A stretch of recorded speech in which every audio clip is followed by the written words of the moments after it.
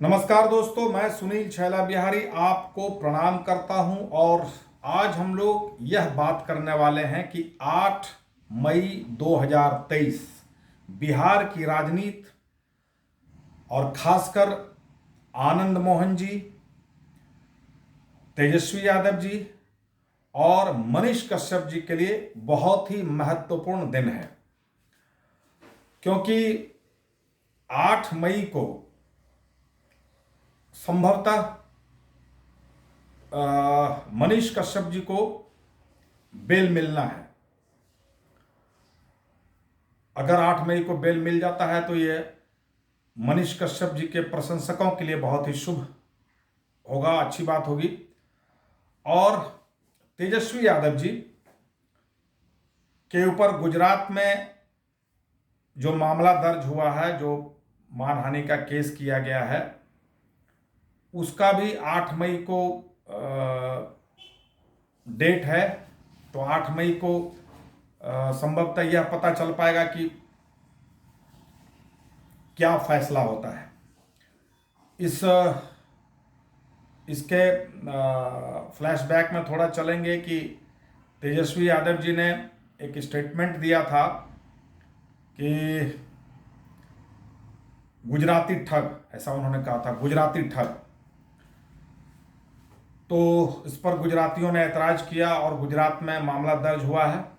मानहानि का केस होता है तो मानहानि के केस में एक अच्छी बात यह होती है कि अगर माफ़ी मांग लिया जाता है तो उसको माफ़ कर दिया जाता है। भले कोर्ट ये कहता है कि इसको लिखित रूप से आप माफ़ी मांगिए, लेकिन माफ़ कर दिया जाता है।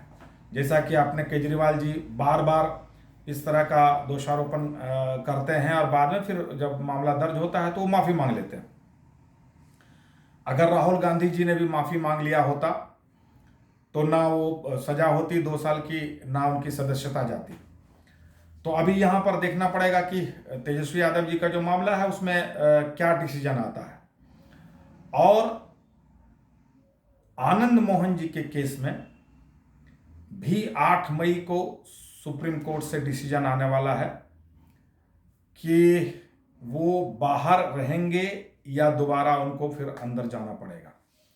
दोस्तों, ये बात करने से पहले थोड़ा फ्लैशबैक में चलना पड़ेगा। ऐसे तो आप लोगों को पूरी कहानी की जानकारी है ही, लेकिन फिर भी मैं जो जानता हूं और उसको अगर शॉर्ट में बताऊं तो जब 80 के दशक में आनंद मोहन जी का पदार्पण हुआ एक बाहुबली के रूप में, उसके बाद उनको फिर किसी पार्टी से टिकट मिला और महिषी के विधायक भी बन गए। विधायक बनने के बाद फिर उस पार्टी से क्या हुआ पता नहीं, लेकिन उन्होंने अपनी पार्टी का निर्माण किया, बिहार पीपुल्स पार्टी। और बिहार पीपुल्स पार्टी के एक कार्यकर्ता जो छोटन शुक्ला जी थे, जिनकी 94 में हत्या हो गई। हत्या के बारे में यह कहा जाता है कि कुछ अज्ञात लोगों ने हत्या की जो पुलिस के लिबास में आए थे, इसलिए उस समय यह लोगों को लगा कि पुलिस वाले ने आके हत्या की है। तो उसके बाद जब उनकी शव यात्रा निकली, क्योंकि आनंद मोहन जी बीपीपा के अध्यक्ष थे और बीपीपा के वे सक्रिय कार्यकर्ता थे, वो भी बाहुबली थे, तो उसमें मुजफ्फरपुर से जब शव यात्रा निकली और बीच में उधर से कृष्णैया जी कृष्णैया जो गोपालगंज के उस समय के डीएम थे, उनकी गाड़ी आ रही थी और वो रोष मूव जो जुलूस का जो ये था, गुस्से का शिकार हुए जी कृष्णैया जी। अब वो भीड़ में किस तरह से पीटा गया, किस तरह से मारा गया, किस तरह से हत्या हुई, इस पर तो बहुत सारी बातें हो चुकी हैं। लेकिन हमने जो उस समय सुना, उस समय ये सुना कि चूंकि आनंद मोहन जी एग्रेसिव भाषण देने के लिए विख्यात रहे हैं, तो उन्होंने जुलूस का जो नेतृत्व किया, वहाँ पे भाषण इन्होंने दिया। उस भाषण ने लोगों को उत्तेजित किया। उसके बाद कुछ लोग ये कहते हैं कि आनंद मोहन जी वापस हो गए, कुछ लोग कहते हैं कि जुलूस में शामिल थे। लेकिन जब भीड़ उत्तेजित हो गई और उत्तेजनावश इतने बड़े कांड को अंजाम दिया गया, और आप सबको पता होगा कि आनंद मोहन जी का जो उदय ही हुआ था वो लालू जी के विरोध में हुआ था।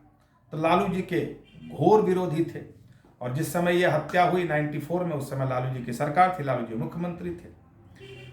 तो जो भी केस बना उसमें डायरेक्ट यह कहा गया कि इन्होंने छोटन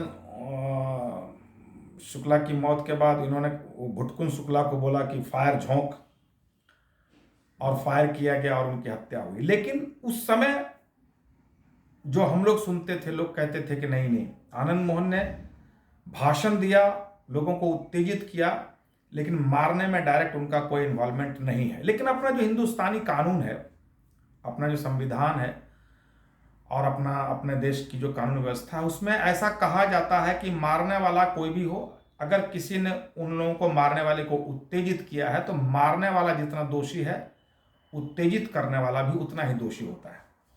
क्योंकि मान लिया जाए लोअर कोर्ट से इनको सजा हुई, फिर हाई कोर्ट में गए, मतलब फांसी की सजा हुई, तो हाई कोर्ट में गए तो उम्र कैद में बदला गया, फिर सुप्रीम कोर्ट में गए तो उन्होंने इसको बरकरार रखा, मतलब उम्र कैद को। तो इसका मतलब उन्होंने भी बहुत छानबीन किया होगा, तभी तभी उम्र कैद को बरकरार रखा गया। और अगर अभी हम ये कहें कि नहीं भाई उनको जबरदस्ती में फंसाया गया, तो फिर ये कहीं ना कहीं कोर्ट का अवमानना माना जाता है। और मैं ये बात इसलिए कह रहा हूं कि जब मैंने 2007 में इनको सजा हुई थी, 2007 में जब मैंने पदयात्रा किया था खगड़िया को पैकेज दिलवाने के लिए, और 750 करोड़ के पैकेज की घोषणा की नीतीश कुमार साहब ने, उसके बाद जब मैं खगड़िया गया तो हम लोग भी भाषण दे रहे थे।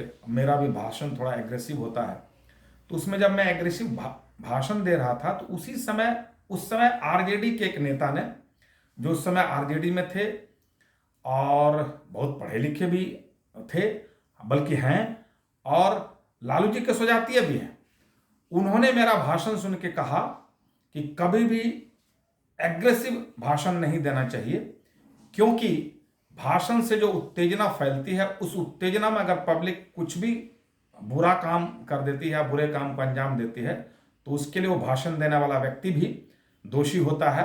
तो उन्होंने आनंद मोहन जी का नाम लिया था कि आनंद मोहन जी ने जी कृष्णैया को मारा थोड़े है, लेकिन उन्होंने भाषण दिया और पब्लिक में उत्तेजना हुई, और उत्तेजित होकर पब्लिक ने ऐसा किया, तो इसके लिए आज वो बेचारे, उनको सजा हुई है।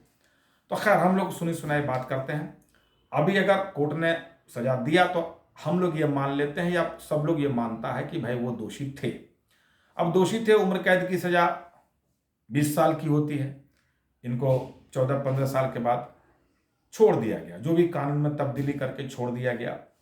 अब इस पे जो बातें गर्म हुई हैं कि भाई कुछ आईएएस लॉबी जाके सुप्रीम कोर्ट में उन्होंने केस किया, फिर वो जी कृष्णैया जी के फैमिली के तरफ से भी केस किया गया। तो अभी सुप्रीम कोर्ट ने इसकी सुनवाई की स्वीकृति दी है। तो सुप्रीम कोर्ट से क्या होता है अभी यह देखना पड़ेगा। लेकिन इस पूरे प्रकरण में कोई ये बात नहीं कर रहा है कि छोटन शुक्ला की जो हत्या हुई उसको किसने मारा। ये बात इसलिए दब गई कि भाई इसी के लिए इतना हंगामा हो रहा था, और जी कृष्णैया साहब की हत्या के बाद ये पूरा मामला ही पलट गया। लेकिन यहाँ पे जो कुछ लोग कहते हैं, दबी जुबान से कहें या चाहे खुल के कहें, कि भाई इसमें सफ़र किया है आनंद मोहन जी की फैमिली के लोगों ने सफ़र किया है, जी कृष्णैया जी को भी उस हिसाब से इंसाफ नहीं मिल पाया क्योंकि असली कातिल का पता नहीं चल पाया, और छोटन शुक्ला जी का जो मर्डर किया था वो भी पता नहीं। तो यहाँ तो अगर सही रूप से कहा जाए तो किसी को इंसाफ नहीं मिला है। अब ये मैं जो बात कर रहा हूँ ये मेरी अपनी राय है, इस पर किसी को गुस्सा आएगा तो अपने गुस्से को कंट्रोल कर लीजिएगा, क्योंकि गुस्से का फल यही होता है जो अभी उनके साथ हुआ है। और मैं इतना लेट से वीडियो इसलिए बना रहा हूँ कि मैं खुद भी नहीं चाहता हूँ कि कुछ ऐसी बात कह दूँ जो कुछ लोगों को बुरा लगे। तो बहुत जान के समझ के जो बातें चल रही हैं, लेकिन उस समय ये बात ज़रूर कहा जाता था, आज भी लोग कहते हैं कि फंसाया था लालू जी ने। और जब इनको सजा हो गई तो उस समय लोग धड़ल्ले से कहते थे कि चूंकि नीतीश कुमार जी सवर्ण विरोधी हैं इसलिए नीतीश कुमार जी ने इनको फंसाया है। जब जब सजा हुई तो अभी वही नीतीश कुमार जी इनको बाहर कर रहे हैं क्योंकि वोट की राजनीति की बात है। वही लालू जी जिन्होंने इस केस में डायरेक्ट इनका नाम डाला, सजा करवाया, बाकी सब कुछ करवाया, अभी उसी लालू जी के की पार्टी से चेतन आनंद जी विधायक हैं और हमने सुना है कि तेजस्वी यादव जी के दबाव पर ही नीतीश कुमार जी ने ऐसा ऐसा किया है, कानून में बदलाव करके फिर इनको निकाला है। पॉलिटिशियंस की भी मजबूरी देखिए क्या क्या होती है। अभी आनंद मोहन जी उस समय पता नहीं किताब लिखे हैं तो उसमें क्या क्या लिखा है मुझे नहीं पता, लेकिन अभी धड़ल्ले से बोल भी नहीं पाते हैं कि किसने मुझे फंसाया, किसने मुझे जेल पहुंचाया, क्योंकि जिन लोगों ने जिनका नाम है फंसाने में, जिनका नाम है जेल डालने में, उन्हीं का नाम आ रहा है निकलवाने में, और ये शहर से स्वीकार भी कर रहे हैं और इतना इतना बवाल हो रहा है। अब ये भी बात हो रही है कि भाई राजपूत वोट के लिए, अब कुछ लोग यह भी कह रहे हैं कि वो पहले का माहौल अलग था, अभी का माहौल अलग हो गया। अभी ऐसा नहीं है कि राजपूत एक आदमी के कहने पे पूरा वोट दे देगा।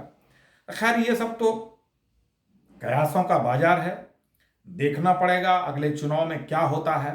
जिस तरह से चर्चा है उस तरह से तो लगता है, लोग ऐसा कह रहे हैं, मीडिया में ऐसी बातें हो रही हैं कि इससे किसी को फायदा हो ना हो, नीतीश कुमार जी को बहुत बड़ा नुकसान होने वाला है, क्योंकि नीतीश कुमार जी की जो सुशासन बाबू की छवि थी उसको बहुत ज़्यादा धक्का ऐसा लगा है। तो अभी देखिए क्या होता है। और यह जो बातें मैंने कही है ये मैंने अपनी भावना कही है, जो मुझे उस समय जानकारी हुई उसके हिसाब से। ऐसे तो उन दिनों ज़्यादा राजनीति के बारे में हम लोग जानते नहीं थे, तो मुझे जो अपने समझ में आया मैंने अपनी बात कही।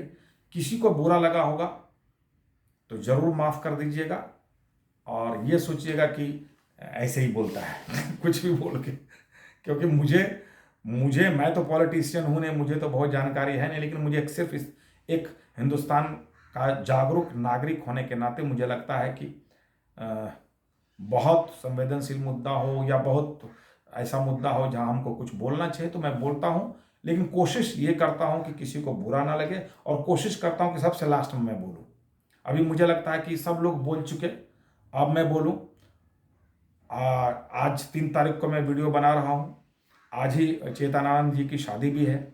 कल आपको ये वीडियो मिलेगा तो हमारे तरफ से चेतन आनंद जी को शादी की ढेरों ढेरों शुभकामनाएं, और ज़रूर हमसे कुछ गलती हुई होगी तो क्षमा कर दीजिएगा। ये वीडियो अगर आप फेसबुक पर देख रहे हैं तो हमारे फेसबुक पेज को लाइक कीजिए, फॉलो कीजिए, और अगर यूट्यूब पर देख रहे हैं तो हमारे यूट्यूब चैनल को सब्सक्राइब कीजिएगा। और इस वीडियो को अगर आप समझते हैं कि शेयर करना चाहिए तो कीजिएगा, लेकिन कमेंट करके ज़रूर बताइएगा कि मैंने जो बात कही उससे आप सहमत हैं कि नहीं हैं। सहमत नहीं भी होइएगा तो बहुत अच्छे से लिखिएगा, शालीनता से लिखिएगा, क्योंकि एग्रेशन और एग्रेसिव होकर कोई भी बातें नहीं करनी चाहिए, नहीं तो फिर उसका भी हाल वही होगा जो हो रहा है। बहुत बहुत धन्यवाद, नमस्कार, जय हिंद।